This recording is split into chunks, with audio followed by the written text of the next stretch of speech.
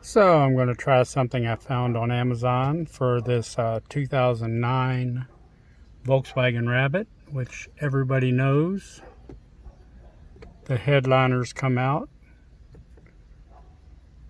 Put a couple staples in just to hold it up around the lights and all, but I found something a little more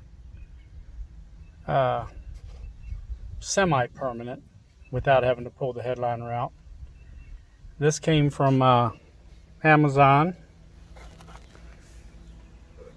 It's called an Easy Coup car roof repair rivets, and they've got a rivet and a little button topper, and I think this is going to look really nice in here. I'll just keep you updated as I install it. So far I've started with what's in the kit. It comes with push tabs and the buttons and a little measuring tape. So you want to keep it about 4 to 5 inches apart.